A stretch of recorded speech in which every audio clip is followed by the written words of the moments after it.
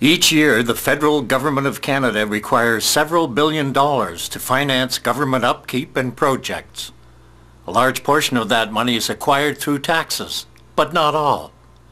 An expanding population and infrastructure requires more money. And what if an emergency arises? How will the government finance it? Where will it get the money?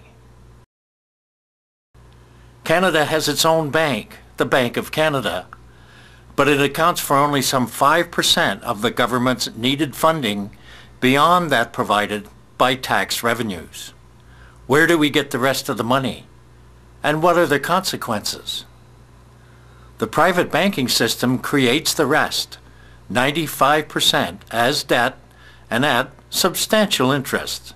In a word, the private banking system has succeeded in all but privatizing the government's money supply. The percentage is roughly the same for all G8 countries. What does this mean? The following panels explain and explore what is arguably the best kept secret of the 20th century. It is absolutely essential that citizens of the 21st century understand 1. How money is created, and 2. Who creates it. Now, you do not need to be an economist to understand the money creation function. All you really need is common sense. Among the items you will encounter are 3 unbelievable facts and 1 untouchable subject. Well, we're going to start right off with unbelievable fact number 1. Ready? Here goes. Money is created out of nothing. That's right. Unbelievable, but true.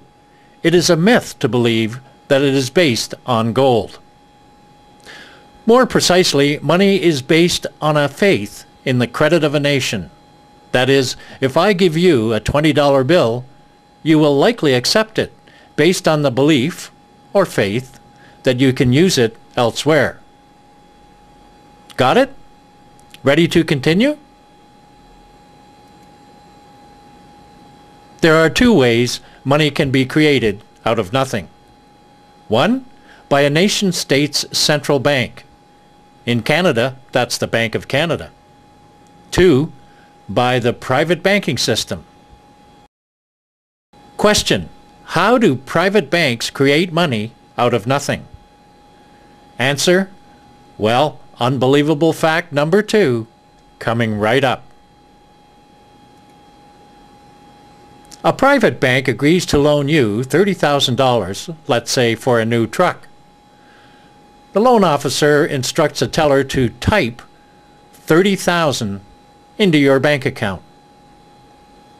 It may seem unbelievable, but seconds earlier, before the teller typed it in, that money, $30,000, did not exist.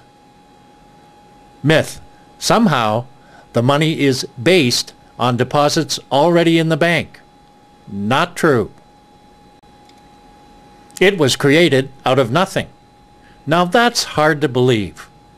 And you owe it as debt plus interest. If true, no wonder banks make so much money. It is true.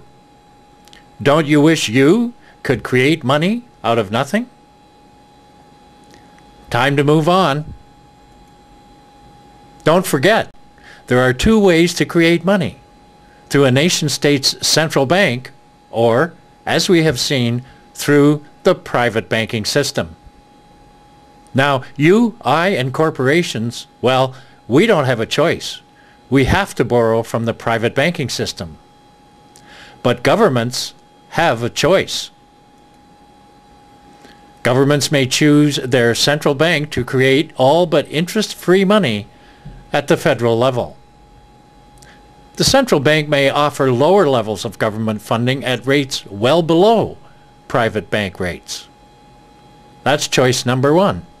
Or, governments may choose to borrow as debt plus substantial interest from the private banking system. Which do you think our governments choose to do? Time for unbelievable fact number 3. You probably got it right. Rather than create money using their own central banks on behalf of their citizens, all G8 countries choose to borrow as debt and at substantial interest year after year after year from the private banking system. Now, you may say, well, so what? And that's a fair question. Let's see what all this actually means.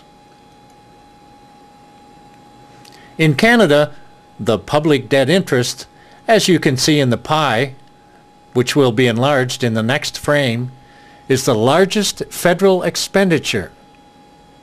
It is the third or fourth largest provincial expenditure.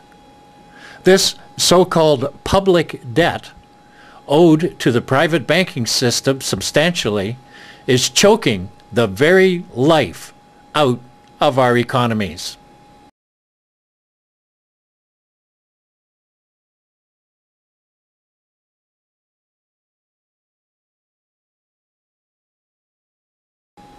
Simply put, here's how it works.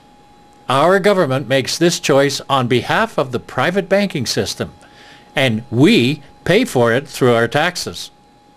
That is, our monies is directed year after year after year into the coffers of the private banking system, rather than being used for much-needed social and infrastructure programs.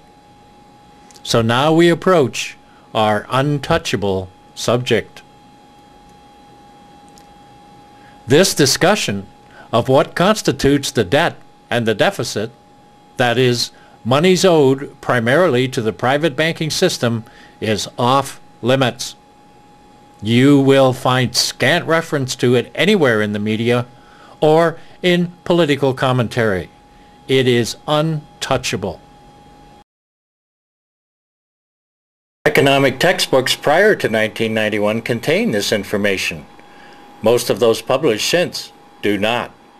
So, students of economics today are deprived of learning what may arguably be described as the most important tool for creating an equitable economic system: the money creation capacity of a nation-state's central bank. Neither will you find the argument that if the central bank were used intelligently on behalf of its citizens, the largest government expenditure to the private banking system could be reduced over time by shifting portions of the debt from the private banking system to the central bank. Now it is time for an example of how an intelligent use of the Bank of Canada would work, and what the benefits for Canadians would be. First, a reduction in the GST from, say, 7% to 4%. Secondly, let us shift a calculated proportion of federal debt from the private banks to the Bank of Canada, a step we discussed earlier in this section. There need be no cry as to where the money is going to come from, as no additional money would be necessary. We would then monitor the indirect effect of these two measures as they work their way through the economy.